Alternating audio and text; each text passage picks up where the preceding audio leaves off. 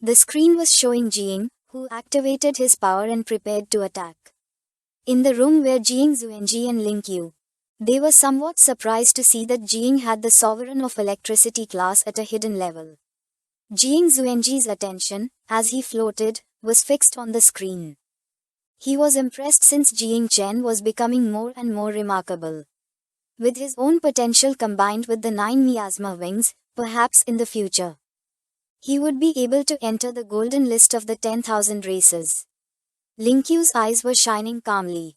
With a smile, he mentioned that aside from Jing Chen, his grandson Jing Huashuang also had potential, and according to him, Liu Shan and Dan Lishuang had also shown an acceptable performance.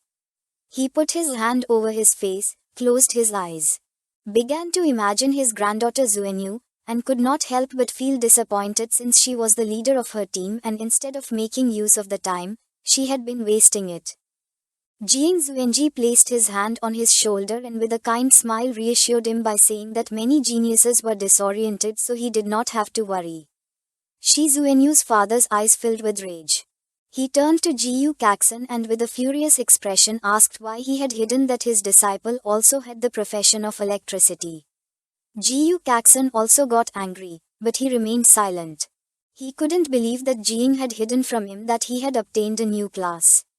According to him, this was an unforgivable lack of respect. But he couldn't let others know that he didn't know about it, and he thought that at this moment, staying silent was the best way to appear profound. The father crossed his arms, turned towards the screen, and couldn't help but smile with an envious expression. He mentioned that the electricity profession was the best in attack. According to him, Jiyu Caxon was very lucky to have accepted Jing as a disciple. Jiyu Caxon also crossed his arms and with a serious gaze began observing Jing. Our boy was making him look good. And for him it wasn't surprising that before entering the secret realm, Jing had told him that he was going to give him a surprise. The statistics table appeared, the war zone of the capital. Jinganan, Madu, and Guanhai had 10 people remaining. The war zone of Wuxing, Tianfu, Qinglan, and Qinluo had 5 people remaining. It was a pity that old Duan, the commander of Jinganan, was not present, otherwise, he would be so happy that he would do a few military boxing sessions to celebrate. Seeing the table, Xing and the others began to discuss among themselves. With an angry expression, the grey-haired man turned to them and explained that half of their geniuses had been eliminated and that their warriors were not as good as those from Jinganan. Xing supported her hands on her abdomen, began to observe the screen, and with a serene gaze explained that there were still 2 hours left, and she hoped that the others could hide well. The muscular man crossed his arms. He was furious upon seeing that the Jinganan War district really knew how to pretend to be weak and then attack with force. Inside them sat Jiyu Kaishan and the others, Xing's gaze fixed on Jiyu Kaishan. She took it out on him, saying that when it came to playing dirty, Jinganan always won since old Jiyu Kaishan had taught them well. Jiyu Kaishan did not lose his composure and with a calm gaze made it clear that whoever wanted to kill must also be ready to be killed. He mocked them by explaining that a sewer rat had attempted a stealth attack and did not expect to be counter-attacked, mentioning that Xing and the others could not accept defeat. He thought that Jinganan this time seemed to be aiming for first place and now even the capital could suffer a great defeat. The general of the capital rested his hand on his knee, turned towards them, and with a confident gaze made it clear that the capital was not full of useless people compared to them. Pointing at the table with his finger, he suggested they check to see how many geniuses they had left instead of wasting time provoking. Just then, someone mentioned that the Guanghai war zone was the best. The muscular man stood up and when he looked to the side, he saw Yuan Junshan. He was furious to see that even he had betrayed them.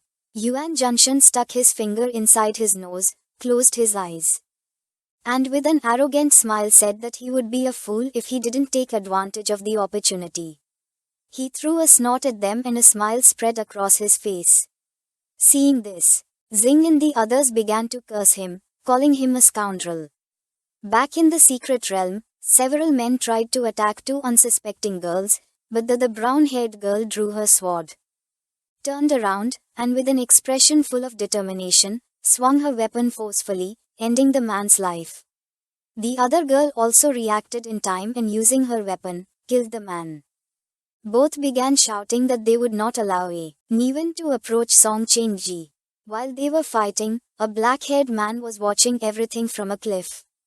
He placed his hands behind his back and fixed his attention on them, making a smile appear on his face. He was Guanghai's top genius, called Song Ching-ji. His eyes were filled with surprise as he realized there was no need for him to intervene to take care of them. Realizing that even the useless had their utility, the identity that the Church of the Ancient God had assigned him this time was not bad at all. A few days after his sudden arrival in the Guanghai war zone, the geniuses did not accept him, so he had to tie up the women, whose eyes were shining with hatred. They were very furious. One of them began to caress her cheek and showed a kind smile. Feeling this, the woman could not help but blush, and instead of feeling hatred, she now felt love. Thanks to his strength and courteous manners, Song Ching-ji managed to earn everyone's trust since, after all, humans could not resist a powerful and humble man. After defeating her opponents, the brown-haired woman dropped her sword on the ground, turned around, and with a smile began to observe Song Ching-ji, making her eyes fill with joy. The other woman also turned around, closed her eyes, and with a kind smile began to greet him. Once Song Ching-ji obtained the first place in the genius ranking, he was going to absorb the vital essence of these proud women. And although their lineage and divine soul were mediocre, something was better than nothing. He also remembered that the other outstanding women in the other zones were also quite powerful. They turned towards him and explained that they had finished off the enemies, and that the area of the secret realm was beginning to shrink. Finding where to go now, with a calm demeanor, he decided to first get rid of Madhu's war zone to be safer. They accepted without hesitation. Not far away there was an area that looked like a city. It was a ruined city located in the central area of the secret realm, surrounded by mountains, a truly dangerous terrain, and the only way to enter was by using the bridge. Ying Zan was the leader of the team of geniuses from the capital. With a calm gaze, he turned towards the others and decided to block the bridge. They were going to wait hidden like a hunter awaited its prey. His eyes filled with determination, he made it clear that this year they were going to eliminate the other 7 teams. He wanted the geniuses from the capital to occupy the ranking of the top 10 geniuses. Upon hearing this, everyone was filled with enthusiasm, raised their fists, and started shouting. The statistics board appeared in front of him. The war zone of capital, Jiangding, Madhu, and Guanghai had 10 people, while the war zone of Wuxing, Tianfu, Qinglan, and Qinliu had already lost their teams. Ying Zan clenched his fist and his gaze fixed on the system window. He could not believe that 4 teams had already been eliminated. He was somewhat surprised to see that the other teams had not suffered any casualties. He did not know who besides him had this ability. Questioning whether they were the geniuses of Jiangding or Madhu, he extended his hand to one side, and while his eyes were shining, he summoned his dragons. With an excited smile, he decided to change plans since winning effortlessly was very boring. He no longer wanted to wait and gave the order to his team to come with him to the front to search for and face the other teams. At the same time, somewhere else in the secret realm, there was Zai Kunyu's team. One of the men extended his hands and, with a confused expression, asked how 4 teams had been eliminated in less than half an hour. They had barely found the right path and already the circle had begun to close. With an angry expression, He Wei turned to them and made it clear that the captain had guided them on the right path. Zai Kunyu's eyes widened with seriousness. She turned to them and, with a serene gaze, gave them the order to stop talking and keep walking. Her expression changed and her eyes began to shine with sadness. She wanted to show off in front of Jiang Chen, but in the end, she hadn't had the opportunity to do so. She remembered that the 4 war zones that had been eliminated used to attack the capital together. This year it was likely that they had also been eliminated by the capital. She felt relieved since luckily, The Jinganan team was still complete, and it was very likely that they had not yet entered combat, just like her team. While she was deep in thought, birds flew out of their nests. Her attention fixed on them, she knew something was not right. She drew her bow, put her hand in front of the others, started looking at the sky, and with a serious gaze gave her team the order to stop and be on guard if someone wanted to attack them. She asked the attackers to show themselves. Everyone remained, watching in silence, not knowing what was happening. At that moment, Song Chengji emerged from the portal and his gaze fixed on her, his eyes filled with confidence. And he mentioned that he knew Zai Zuan had the divine level profession called Ye God Sun Extinguisher, along with the divine weapon called Extreme Flame Bow. The members of his team also emerged from the portal. They began to stare at Zai Zuan and the others in silence. Song Chengji appeared above the cliff and explained that it was no wonder she was second on the Great Zia Genius list. For him, it was a pity to have to face her, since if it had been elsewhere, he would have shown compassion. But in this battle for the genius ranking list, he had no choice but to finish her off. Zai Zuan started staring at him with a furious gaze and told him to go to hell. Upon hearing this, Song Chengji asked if she was ready to die. Her eyes began to shine with determination. She aimed at them with the bow and used the technique called Celestial Fire Meteor, causing a powerful arrow surrounded by fire to shoot towards them. Liu Yanfei was paralyzed with his mouth open, not knowing what to do. The arrow began to shine brightly in the sky, blinding everyone. The members of Song Chengji's team put their hands over their eyes, and some even turned around, realizing that this was the pressure of a divine profession. With a calm gaze, the brown-haired woman asked everyone to stand firm, since they had the help of Song Chengji. While little by little the arrow was getting closer to them, he extended his hand to one side and could not help but praise Zai Zuan for having talent. He took out a thread and threw it towards the arrow, catching it as if nothing. For him it was a pity, since Zai Zuan had run into him.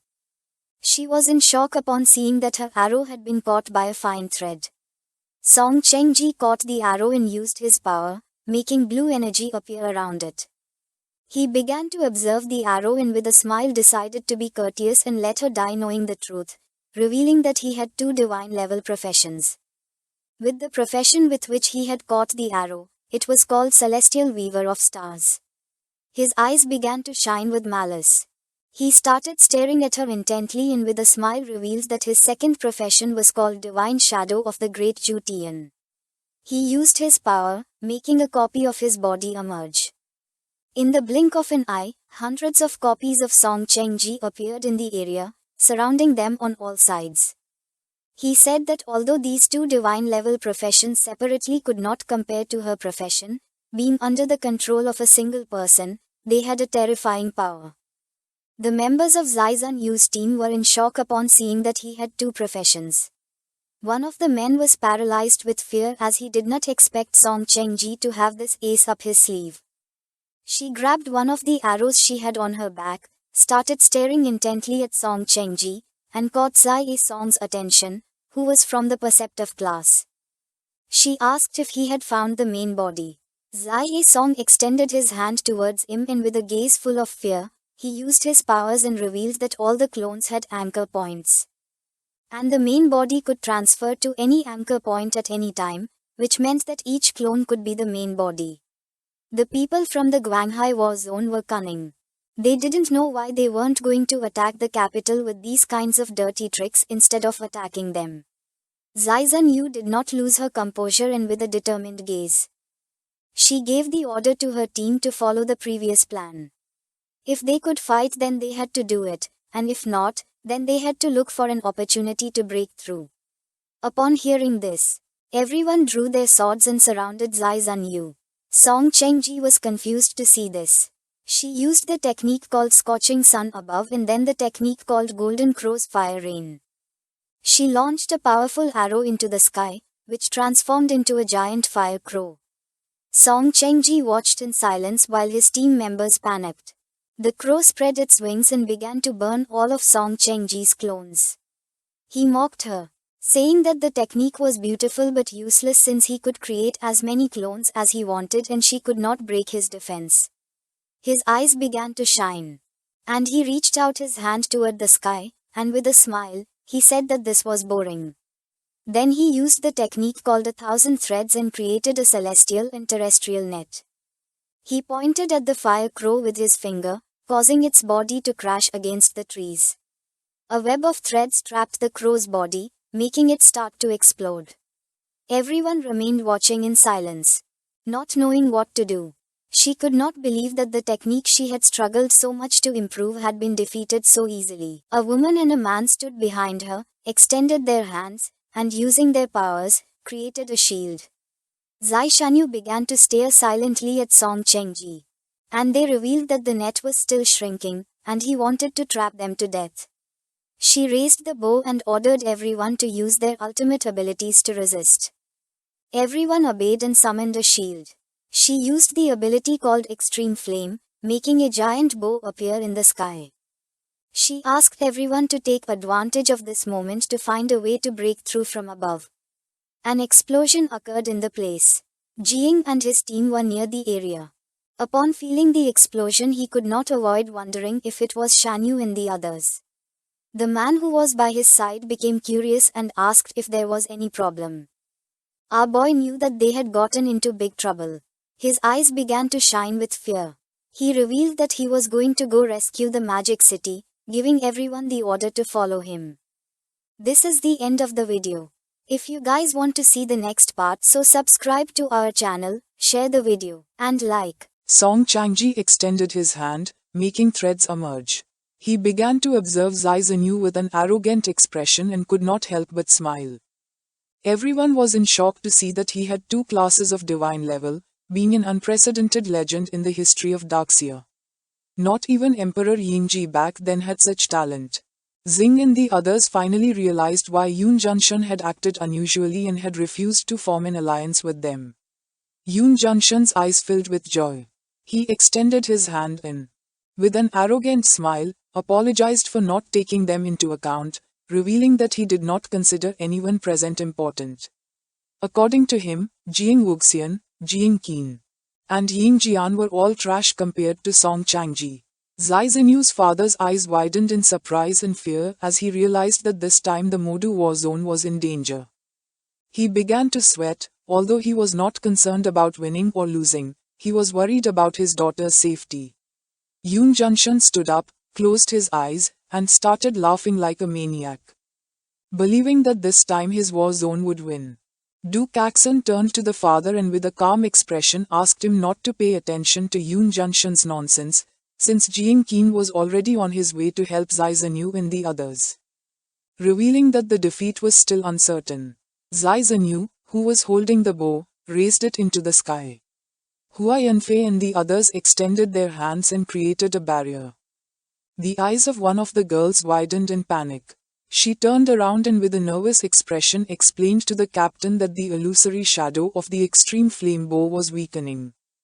One of the men who was invoking the barrier began to sweat and with a nervous gaze explained that he would not be able to hold on much longer. Zai Zhenyu's eyes were full of exhaustion. She began panting heavily without knowing if Modu's war zone would be annihilated. She had been training hard for this competition and wanted to impress Jiang. Just then, Hua Yanfei extended his hands and used the technique to summon the spirit of the night. Blue energy emerged from his body and transformed into a powerful knight. Zai Zhenyu's attention was fixed on him. With a worried and surprised expression she asked what he was doing. Hua Yunfei's eyes began to shine with determination. He swore that the team was not going to be annihilated, promising to protect the captain until death. He commanded his knight to attack. It moved quickly and struck forcefully at the threads that were in the sky. The attack was working as little by little the threads began to lose tension. Song Changji's attention, who was floating in the air with his arms behind his back, was fixed on it. He questioned whether Hua Yanfei thought that with his spirit and divine sacrifice he would be able to break his threads. He admitted that although he had talent, unfortunately, it was still not enough to impress him. His eyes widened in confusion and his gaze was fixed on Hua Yanfei. Hua Yunfei's eyes began to shine. He opened his mouth and started screaming. His power was becoming stronger and stronger.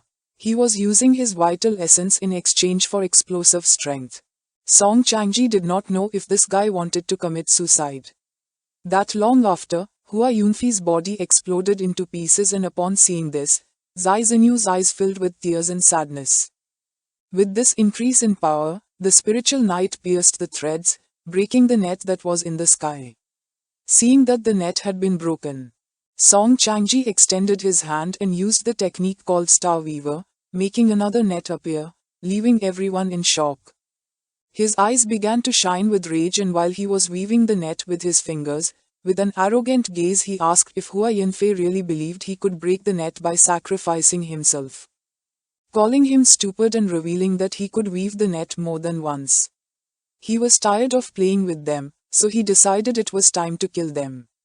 The thread net began to close in, causing the barriers to gradually start breaking, and Zai Zinyu fell to her knees on the ground. The thread net shattered the barriers into pieces and, in the process, began to massacre the members of Zai Zinyu's team, causing them terrible pain. While holding the bow with one hand, she placed the other on the ground and, with a sorrowful expression, apologized for having disappointed Jing. The members of Song Changji's team were joyful to see that he had defeated them so easily.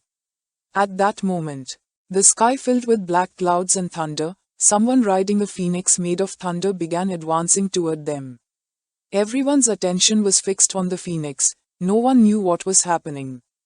Just before they could realize it, the phoenix moved quickly and in an instant, passed through the middle of them, electrocuting everyone in the process, making them scream in agony. Upon hearing the screams, Song Changji turned towards the cliff, and his eyes widened with seriousness and concern. Seeing thunder, he realized that his team of useless people had been annihilated. At first, he thought it was the punishment of thunder, but then he dismissed this theory since the punishment of thunder only struck those who remained still. He did not know who had annihilated his team. The thunder phoenix began to fly through the sky, and on top was Jing Chen riding it. With a worried expression, he started shouting and asked Zai Zinyu to hold on a little longer. Upon hearing Jing's voice, a light of hope appeared in Zai Zinyu's eyes. She could not believe that Jing was riding a thunder phoenix and had come to save her. Jing gave the order to his phoenix to attack. It started moving quickly, electrocuting Song Changji's clones. He was in shock upon seeing such pure power. While Jing was eliminating the clones, Song Changji's attention, who had his arm behind his back, focused on him. In this new era, the heavenly path of this world was very generous with them, with just a single profession change. They had obtained the original classes that countless races in the caverns took hundreds of years to achieve through cultivation. According to him, this was truly unfair and detestable. Jing descended to the ground, clenched his fist, began to stare at him, extended his hand, and gave the order to his phoenix to eliminate the clones, while on the other side, he decided to break the net. He used the power of the divine elephant's body and attacked with a powerful punch, which broke Song Changji's thread net without much effort, creating a great curtain of smoke. Once the curtain of smoke disappeared, Jing observed carefully and realized that the net had regenerated again. He decided not to give up and began to attack with a chain of punches. He wanted to see who was faster, if Song Changji weaving the net or his blows. Not long after, the net finally broke. Jing began to observe him, and while pointing at the net with his thumb, with a smile, he said that his net was very slow. Zai Zinyu, who was holding back the power of the net with the help of her bow, closed her eyes and began to tremble. She could no longer endure. An excited smile appeared on Song Changji's face. He extended his hand towards Jing and admitted that his strength was really good, but made it clear that it had been a big mistake to lower his guard. He used the technique called 1,000 threads, making a tornado appear. The tornado began to move towards Jing Cheng. Our boy put his arm in front of his face and in a low voice called Zai Ogia and asked for his help to devour the net, advising him to be discreet. Zai Ogia accepted, Zyogya manifested his small dots and little by little began to devour the tornado. Song Changji could not help but feel somewhat confused upon seeing this. He could not believe that the small points of light could corrode his thread tornado. Jiying approached Zai Zhenyu and placed his hand on her shoulder. Her eyes widened with surprise and love upon seeing that Jiying had come to save her. With a serious gaze, Jiying began to stare at Song Changji and asked her to hurry up and go somewhere safe. The Thunder Phoenix began to fly through the sky, massacring and electrocuting the clones. Little by little, the energy of his phoenix was running out, so he asked her to hurry up and leave. Just then, Ning Zan and his men arrived at the area. He was somewhat surprised to see that everyone was here, revealing that today none of them would be able to escape. Upon hearing his voice, Jiying and Zai Zhenyu turned around. Our boy's attention was fixed on him, entering into alert mode. But then Jiying Washwang and the others appeared and informed Jiying that they had arrived. Seeing this, Jiying turned around and mentioned that they had arrived just in time. He started running and decided to take care of Song Changji, leaving Jiying Washwang to handle Ning Zan. Jiying Washwang clenched his fists, and while his eyes were shining, he began to run towards him, using his power to make energy fists emerge from his body, which started to approach Ning Zan, revealing that today he was going to be his opponent. Ning Zan stood still, watching in silence. He jumped, used his power, and counterattacked with a powerful punch, shattering Jiying Washwang's energy punches, revealing that his war god body was not going to be enough to defeat him. Jiying Washwang's eyes began to shine seriously. He stepped back and, with a penetrating gaze, released the 9 restrictions, causing the chains attached to his body to break. With a furious expression, he stood up and used the technique called Invincible War God's Body. His own giant spirit with 9 arms emerged from his body. Ning Zan remained silently observing. His eyes began to shine with excitement.